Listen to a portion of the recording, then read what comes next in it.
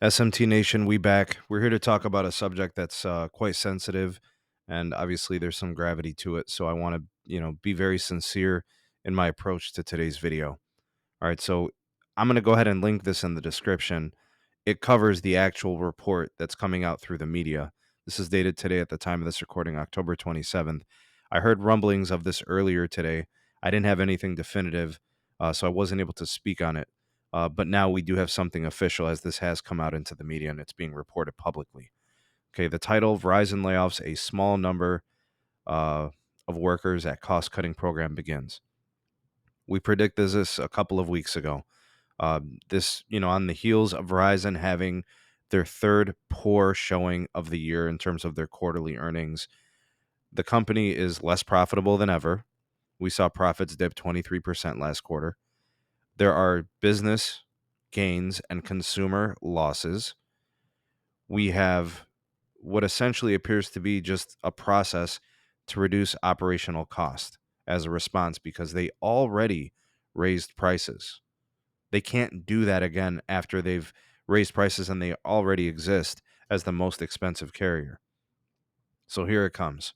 What we knew was coming, what we had heard internally from different sources, it is happening. So no disclosed exact figure about the number of people laid off, but I can tell you guys right now, what they're calling from time to time, we make adjustments to the workforce, is essentially laying off a certain number of individuals across all parts of the business. So to give you guys some perspective, some of the things I've heard internally was happening on the business side, which is ironic because the business side is the only profitable side of the company.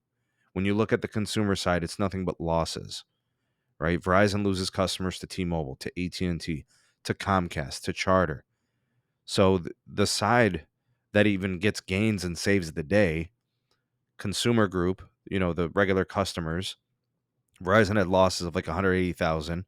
The business side gains like 190,000. And they're going to lay off people on the business side, right? Because they can't lay off anybody else after doing layoffs a few years ago. Okay, so this is happening.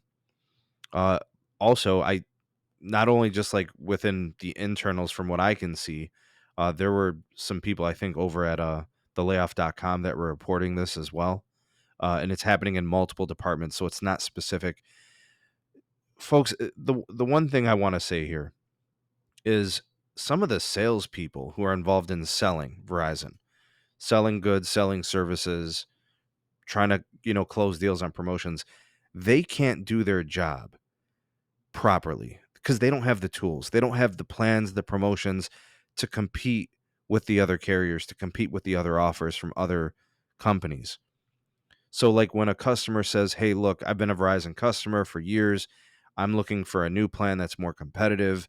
Here's what Spectrum will give me. Here's what Xfinity will give me. Here's what AT&T will give me. Can you match this? Can you do this? And the Verizon salespeople are like, no, they don't have anything compelling to respond. Like you need tools to like negotiate and close deals, and they can't do it. So this is going across multiple parts of the business. There are people across wireline, wireless, retail. I mean, heck, I would not be surprised if there were other segments that could be hit, especially if your performance is weak or it's viewed as weak by the company. But I just want to say this, folks, and I want to be very, very clear about this. I want to be 100% candid.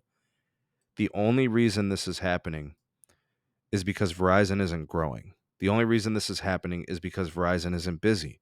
They can't justify having a high payroll if they don't have the business. Not only are they not growing, but they're not even keeping their customers. Their customers are fleeing to other competitors. And this is all because of their CEO. These are Hans Vestberg decisions. It's his decision to not compete with the other competitors in the marketplace. So these good people who would be working these jobs are now out of jobs simply because the CEO does not want to compete and grow, because he wants to focus on premium and upsell, and customers aren't responding to that.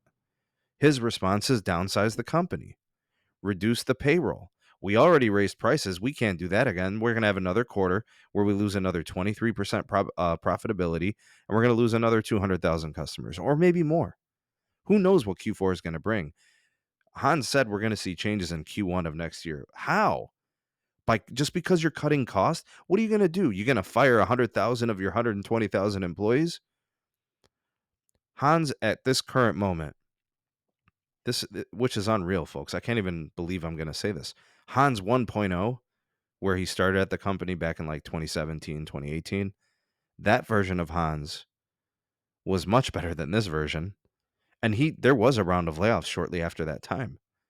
So every time the going gets tough and every time competition has to happen, your response is going to be lay off 10% of your work staff, your labor force. You're just going to fire out of if you fire everybody from the company, who's left to sell? Who's left to serve customers? This is insane. This guy's crazy. And I'm not saying I would be a good CEO. I don't know how to run a telco. I don't know how to do those. But what is this? How could this be the right way? With profitability down 23%, losing customers hand over fist to your competitors. We're seeing T-Mobile grow. We're seeing AT&T grow. Look at cable. They're growing exponentially. They add 600,000 customers some of them might be at Verizon, right? Proper. He's not willing to compete.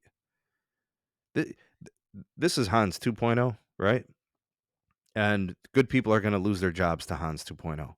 And everything around him has changed, right? He got rid of Tammy Irwin. He got rid of Ronan Dunn. They're gone. Those would have been his replacements. He secured his place. Look how he's getting rid of everything. And then things are still awful. When you get rid of everything and the room still smells, it's you, bro. It's the gator shoes. Good people are going to lose their jobs because of this guy. And that sucks.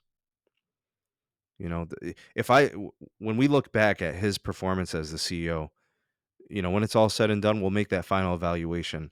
This is going to be the dark ages of Verizon, seriously, after it's all said and done. We just got done with the T-Mobile layoffs with like Sprint engineers and all of that.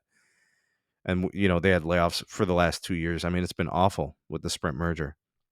AT&T lays off 2,500 people every year, I'm just done with the layoffs. It's horrible. These telcos are just ruthless. So sorry for the somber tone, but there's gravity here. And I know good people that work at this company that could potentially be impacted by this. And I've had good friends in telco that, have been subjected to these things. So, if so that's my tone and that's how I'm looking at it. And new hashtag is Hans can go to hell. It's the new hashtag for the day. You guys can sound off in the comment section. You all the voice of the people, the SMT Nation. Let your voice be heard. Like, share, subscribe for more. Turn on the bell notification icon to never miss an upload. Links are in the description for my Twitter and my Gmail for all business inquiries. My Patreon page there if you want to support us. You can also do it through YouTube, through the join button, become a member, and support us that way. Your favorite creators, they do appreciate it. So thank you for those considerations. We out this piece. Peace.